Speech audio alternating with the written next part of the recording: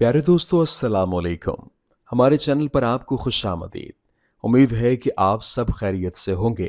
अगर आप हमारे चैनल पर नए हैं तो हमारे चैनल को सब्सक्राइब करें और साथ लगे घंटी के बटन को दबाना ना भूलें। अल्लाह ताला ने रिज़्क के 16 दरवाजे मुकर्रर किए हैं और इसकी चाबियां भी बनाई हैं। जिसने ये चाबियां हासिल कर लें वो कभी तंगदस्त नहीं रहेगा। पहला दरवाज़ा नमाज है। जो लोग नमाज नहीं पढ़ते उनके रिस्क से बरकत उठा दी जाती है। वो पैसा होने के बावजूद भी परेशान रहते हैं। दूसरा दरवाज़ा इस्तिग़फ़ार है।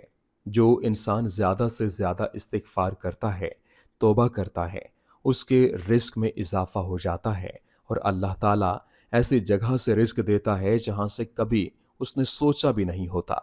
तीसरा दरवाज़ा सदका करना है। अल्लाह ने फरमाया कि अगर तुम अल्लाह की राह में जो खर्च करोगे अल्लाह उसका बदला देकर रहेगा। इंसान जितना दूसरों पर खर्च करेगा अल्लाह उसे 10 गुना बढ़ा कर देगा। चौथा दरवाज़ा तकवा इख्तियार करना है।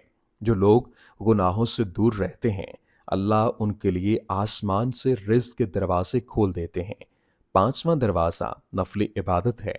जो लोग ज़्यादा से ज़्यादा नफली इबादत करते हैं अल्लाह उन पर तंगदस्ती के दरवाजे बंद कर देता है। अल्लाह ताला कहता है, अगर तू इबादत में कसरत नहीं करेगा तो मैं तुझे दुनिया के कामों में उलझा कर रख दूंगा। लोग सुन्नतों और फर्ज पर ही तवज्जो देते हैं, नफल छोड़ देते हैं, जिससे रिस्क में तंगी होती है। छठा दरवाज़ा हज और उम्रा की कसरत करना है। हदीस में आता है, हज और उम्रा गुनाहों और तंगदस्ती को इस तरह दूर करते हैं जिस तरह आग की भट्टी सोना चांदी की मैल को दूर कर देती है। सातवां दरवाज़ा रिश्तेदारों के साथ अच्छे सलूक से पेश आना। ऐसे रिश्तेदारों से भी मिलते रहना जो आपसे कता ताल्लुक़ हों। आठवां दरवाज़ा कमज़ोरों के साथ सिला रहमी करना, गरीबों के गम बांटना, मुश्किल में काम आना अल्लाह को बहुत ज़्यादा पसंद है। नौवां दरवाज़ा अल्लाह पर तवक्कल है। जो शख्स ये यकीन रखे कि अल्लाह देगा तो उसे ज़रूर अल्लाह देगा और जो शख्स शक करेगा वो परेशान ही रहेगा। 10वां दरवाज़ा शुक्र अदा करना है। इंसान जितना शुक्र अदा करेगा अल्लाह रब्बुल इज़्ज़त रिज़्क के दरवाजे खोलता चला जाएगा। 11वां दरवाज़ा घर में मुस्कुराकर दाखिल होना।